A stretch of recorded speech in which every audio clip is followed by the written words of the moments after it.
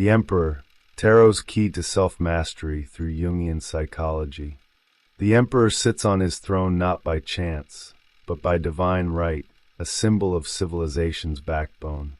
Where the Empress flows with the rhythms of intuition and creation, the Emperor arrives with consciousness, structure, and law. He's the Logos incarnate, shaping the wild abundance of the feminine into a world that can be built upon. His number, 4, isn't arbitrary. It speaks to order, to the very scaffolding of reality, for seasons, for elements, for directions. He represents not just a ruler, but the very idea of form giving shape to chaos, turning inspiration into architecture. You see this archetype everywhere, in city grids, in legal codes, in the stern but dependable father figure who teaches responsibility. He doesn't replace the feminine principle, he organizes it. The unconscious cycles of nature, represented by the Empress, are beautiful but undirected. The Emperor is the one who stands up and says, "Let there be order." Without him, creative chaos spills endlessly. With him, we get cathedrals, calendars, and civilizations. He's not just a person, he's the part of your psyche that says, "Enough dreaming, now let's build." But don't mistake him for being emotionless. True authority isn't about cold control. It's about knowing when to act and how to act with clarity. His throne is built on stone, yes, but it's surrounded by mountains and sky, symbols of spiritual authority and the elevation of law. He's not here to dominate.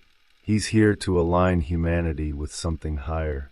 And every time you stand up for what's right, every time you draw boundaries or turn dreams into blueprints, you're channeling that inner emperor. Even journaling your goals or planning your week is an echo of his energy. If you've ever struggled with procrastination, indecision, or letting others walk all over your plans, that's the absence of the emperor in action. You don't need to be ruthless to call him in. Start simple, define your values. Create a weekly ritual of reviewing your goals. Read something like The War of Art by Stephen Pressfield to strengthen your inner authority. The Emperor lives in these habits. He rewards those who command their lives with clarity, not control. His power grows when your words match your actions, when your yes means yes and your no means no. And yet, as powerful as he is, he's not the end of the story. Every emperor comes from somewhere. His roots lie in myth, in archetype, and in the ancient alchemy of consciousness. He didn't create himself, he emerged, shaped by forces older and deeper than logic alone. Mythological and archetypal dimensions. Behind the emperor's crown lies something far older than politics or power. It's mythic consciousness at play. When we talk about archetypes, we're not talking about made-up stories. We're talking about living patterns within the psyche, collective blueprints that humanity has always returned to. The emperor, through this lens, is not just a ruler. He's the embodiment of the Logos, the divine rationality that brings cosmos out of chaos. His number, 4, isn't just structure. It's a symbol of totality, of wholeness that's no longer hidden in the unconscious, but seen and claimed consciously. Think of ancient kings who ruled by divine right, not merely because they were strong, but because they were believed to carry the sacred word, the connection to the gods. This is where Maria Prophetessa enters the scene, not just as a historical alchemist, but as a symbol of integration between masculine form and feminine mystery. Her presence reminds us that even the Logos has roots in the feminine principle. Archetypes don't compete, they dance. And the emperor is part of that eternal choreography. He is the one who names, who defines, but only because the undefined mystery flows before him. Carl Jung taught us that archetypes live within us and shape the way we perceive the world. The emperor isn't just some medieval image in a deck of cards.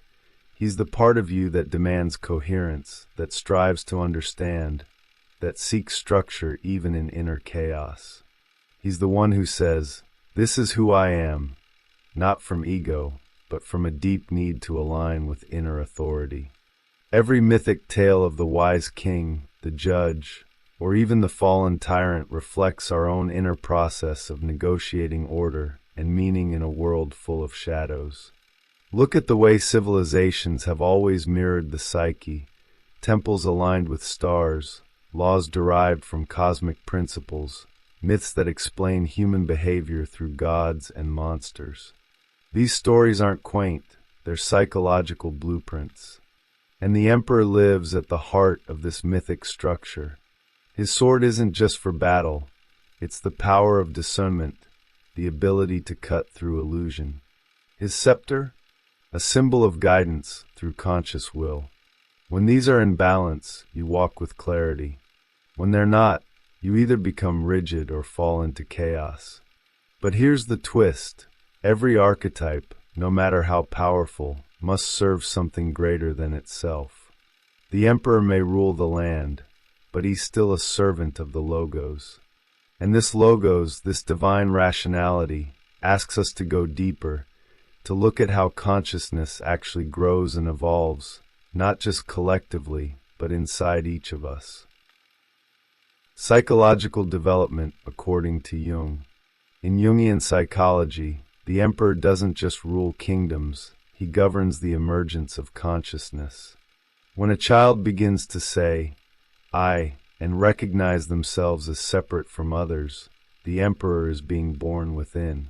He represents the rising ego, the structure that allows us to make decisions, draw boundaries, and say no to what no longer serves.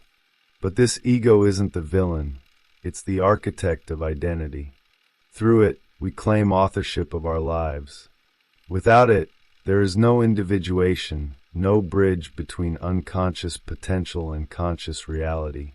Jung identified 4 psychological functions that form the bedrock of our typology: sensation, intuition, thinking, and feeling. These aren't random, they're the emperor's tools for navigating life. Sensation grounds us in the physical world, letting us touch and taste reality.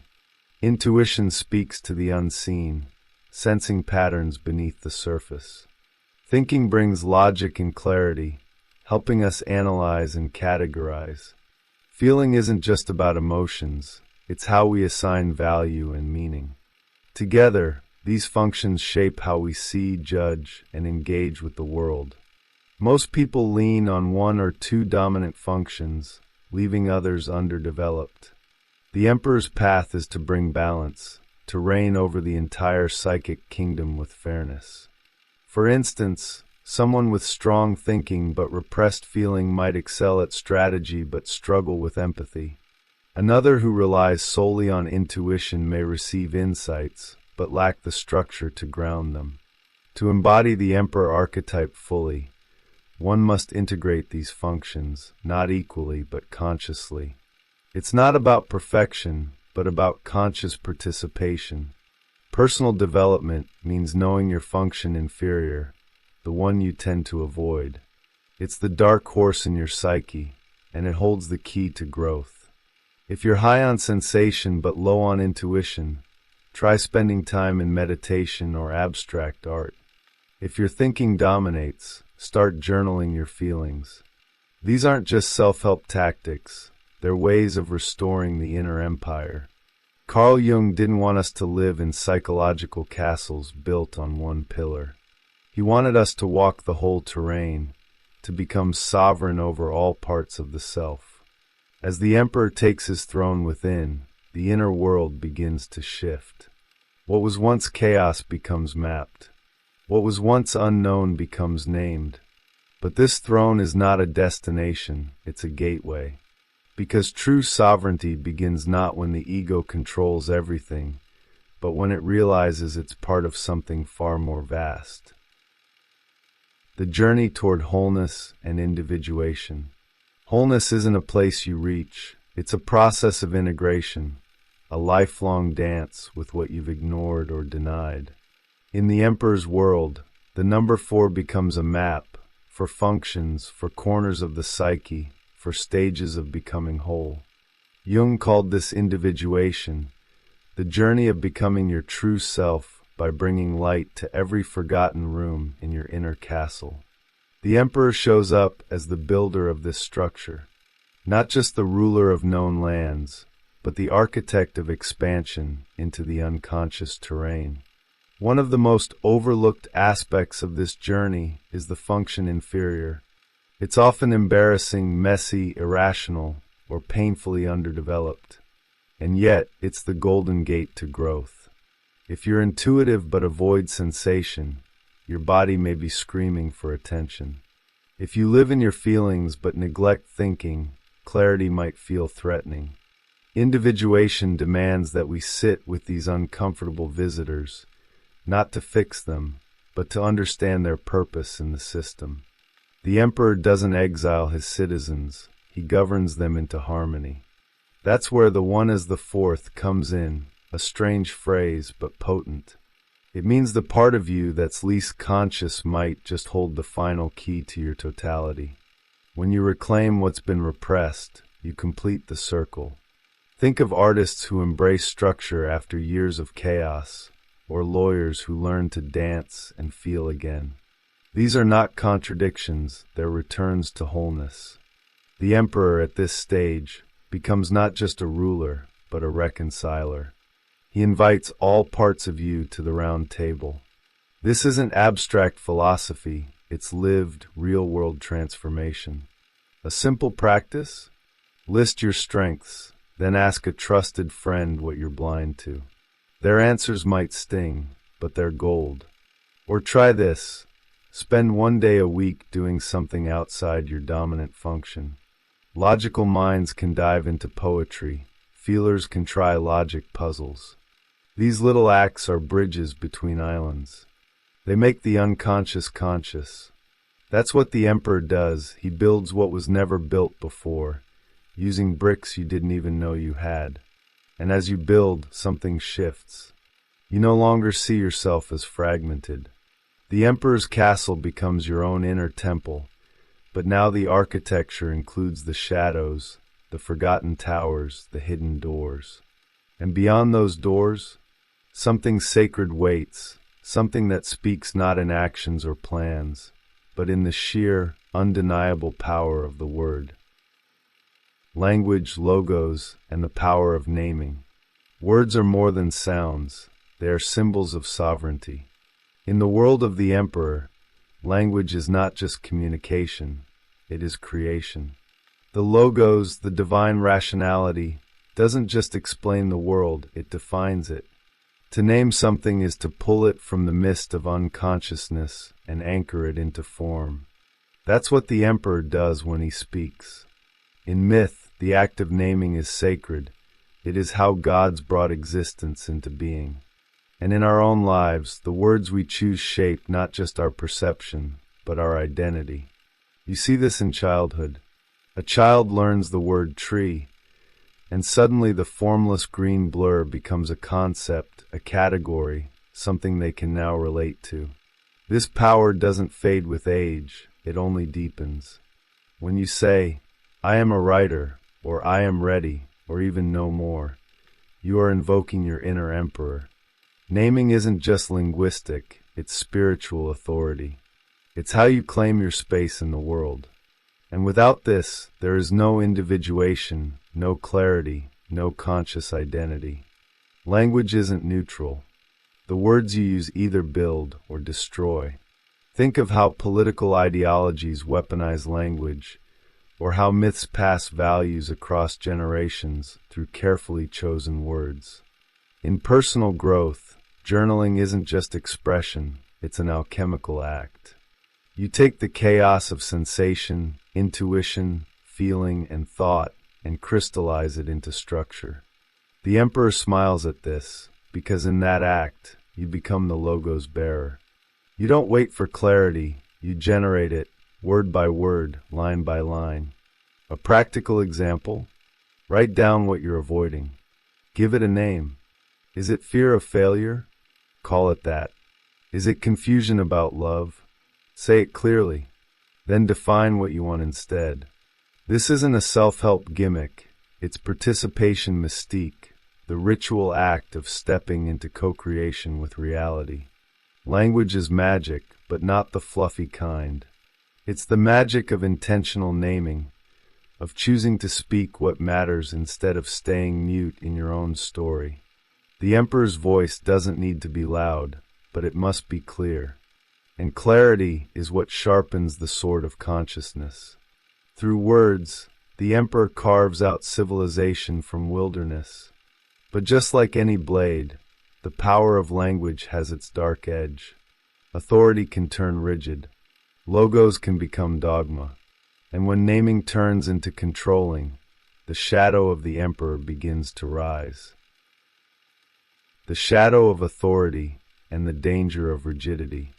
Every light casts a shadow, and the Emperor, for all his power and clarity, is no exception. When structure becomes control and law becomes oppression, the golden eagle of divine order turns into the rapacious predator of tyranny. Authority without soul becomes hollow. The Emperor's shadow shows up in rigid thinking, emotional repression, and the obsession with certainty. It's that voice inside that says, "Do it my way or else," and outside it becomes systems that crush instead of uplift. This is where Logos loses touch with love. Carl Jung warned that identification with the archetype can be dangerous.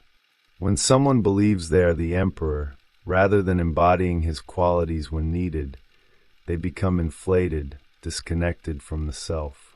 This happens in politics, religion, families, even within personal development. The moment you refuse to question your own authority, you've slipped into the shadow. Divine right becomes entitlement. Order becomes dogma. And what was meant to build now begins to dominate. The Emperor becomes a wall, not a bridge. But here's the paradox. The shadow isn't something to eliminate, it's something to integrate. Jung called it shadow work for a reason. If you ignore your inner tyrant, it doesn't go away, it just rules you from the dark. The Emperor's shadow holds insight into your fears of chaos, your hunger for control, your struggle with vulnerability. Facing this doesn't weaken your authority, it deepens it. The ruler who knows their capacity for tyranny is far safer than the one who pretends they have none. Try this. When you feel the urge to control someone or shut down emotionally, pause and ask, "What part of me feels threatened?" That simple question turns the sword inward, not to harm, but to reveal. Or write a letter from your shadow Emperor. Let him speak. Let him rant. Then read it with compassion. You'll find that beneath the armor is often fear, shame, or unresolved pain. That's the real battle, not against others, but within your own unconscious fortress. And yet, balance is possible. Just as the Emperor must recognize his shadow, he must also remember he doesn't rule alone. There's another force he needs, one that softens structure with intuition, that nurtures what he governs. Her voice is quieter, but without her, his kingdom turns to stone. Balance between Emperor and Empress energies. The Emperor and the Empress are not rivals, they're complementary forces, each incomplete without the other. The Emperor brings structure, clarity, and order, but the Empress gives life, creativity, and connection. Together, they form the pulse of the universe, Logos and Eros. Too much Emperor, and we become rigid, overly rational, cut off from intuition. Too much Empress, and we lose focus, floating in endless possibility with no ground to stand on. Civilization itself requires both, plans and passion, boundaries and beauty, law and love. In creative work, this balance is everything. A poet may receive divine inspiration, but without discipline, the poem never takes shape. A business idea sparked by intuition must be structured with timelines and systems to become real. This is the sacred rhythm between the two energies. The Empress conceives, the Emperor delivers. We often favor one in ourselves, but wholeness means learning to listen to both. When logos and eros flow together, we become creators, not just dreamers or managers, but builders of meaning. Jung saw these as archetypal principles beyond gender. The masculine principle organizes, the feminine principle connects. The emperor names, defines, and commands. The empress nurtures, feels, and inspires. One sees the forest's map, the other feels the tree's breath. Psychological health comes from their integration. Without the empress, the emperor becomes a tyrant. Without the emperor, the empress becomes overwhelmed. Our creative process, emotional life, and even spiritual path all depend on this inner partnership. To cultivate this balance, alternate between spontaneity and structure. Set aside time for wild journaling, let the empress speak. Then review and edit with precision, let the emperor refine. If you're emotionally driven, try scheduling and sticking to a task. If you're hyper-analytical, let yourself make art with no plan. These practices aren't trivial, they're conversations between inner forces. They turn your psyche into a dynamic system where creativity flows without chaos and logic reigns without cruelty. As these forces harmonize, a deeper voice begins to emerge, one that doesn't speak from cultural scripts or external demands. It's the voice of your own inner authority, shaped by the union of heart and mind. But to truly hear it, you must look back at the myths that built your world and ask, where did this image of the ruler even come from? Cultural and personal reflections on inner authority. The image of the emperor isn't just a tarot symbol, it's baked into our culture, history, and even childhood memories. From kings in fairy tales to stern fathers in movies, we're constantly absorbing ideas of what authority looks and feels like. But here's the real question. Who gave you your first emperor? Was it a teacher? A parent? A system? And do you still carry that voice inside you today? Many of us live by inherited laws we never chose. Inner authority only begins to form when we stop obeying unconsciously. Carl Jung emphasized that the journey to self-discovery includes facing these internalized archetypes. The emperor you obey may not be your own. It could be a distorted version shaped by trauma, shame, or social pressure. Reflect on the voices that say, you should, you must, or you can't. Are they wise or are they echoes? One way to approach this is to write down your top 5 life rules. Then ask, where did each one come from? This is how we begin to sort the sacred from the inherited.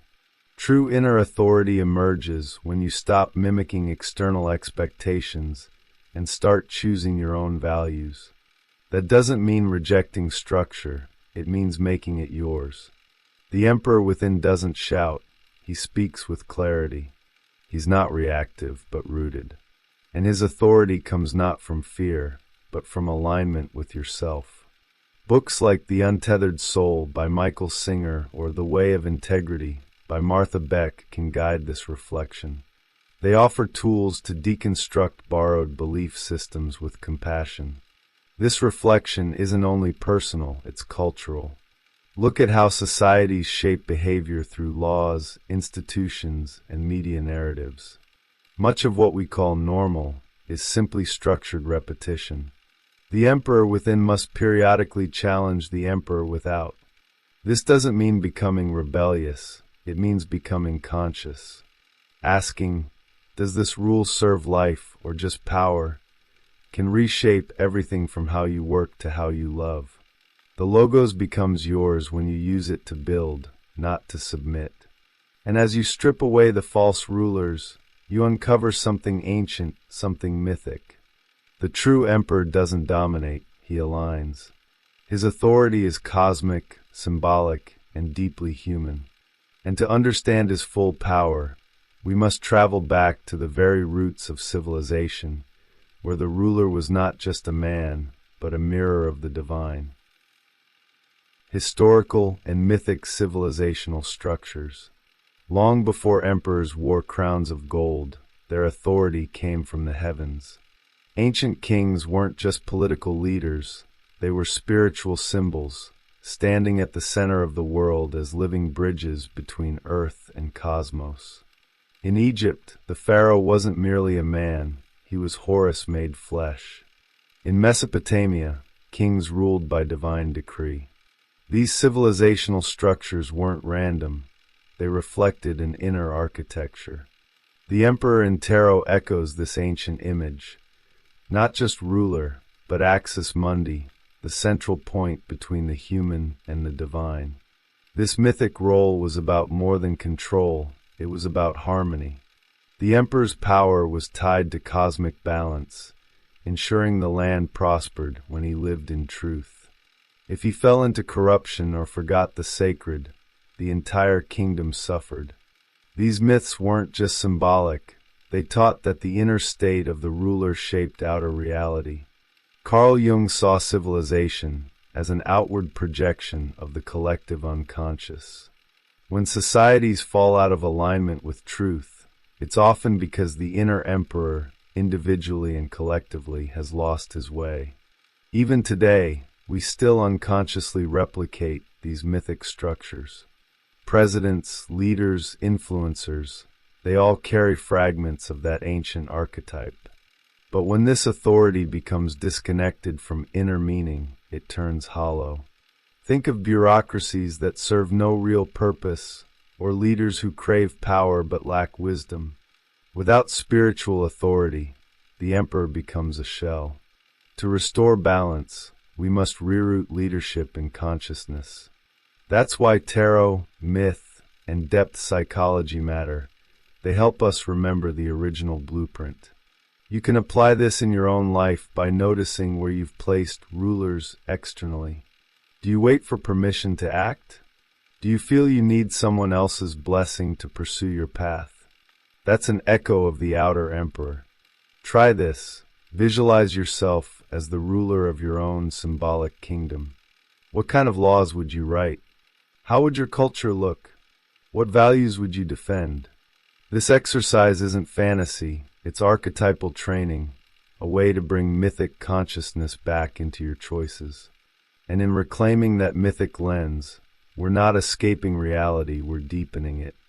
The emperor shows us that civilization, when aligned with inner truth, becomes sacred again.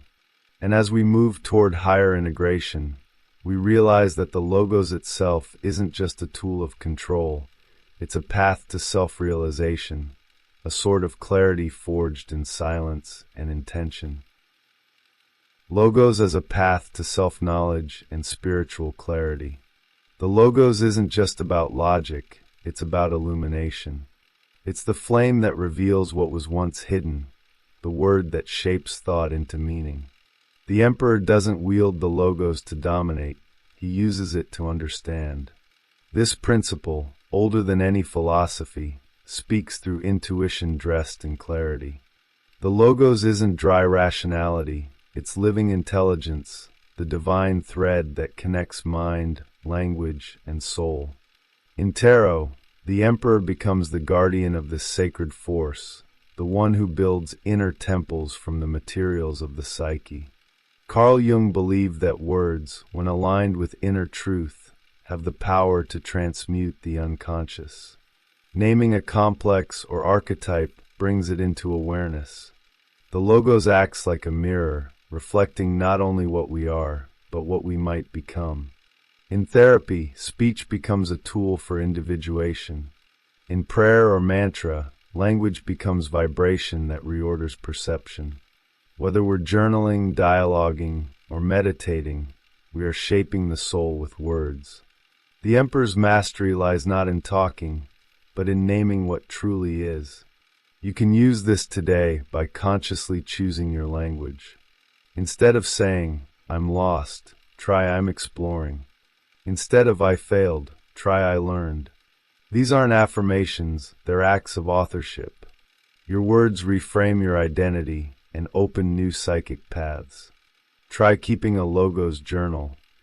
where you write only what you deeply know to be true. This practice sharpens your clarity and cuts through self-deception. The emperor within learns to speak from a place of stillness, not reaction but recognition. The Logos also reveals the divine order behind duality. It shows how seeming opposites, masculine and feminine, shadow and light, chaos and form, aren't enemies but parts of a larger symmetry. Language, when used consciously, becomes a tool of unity. It bridges inner splitness.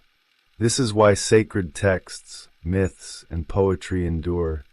They offer structures that reflect the deeper harmonies of the soul.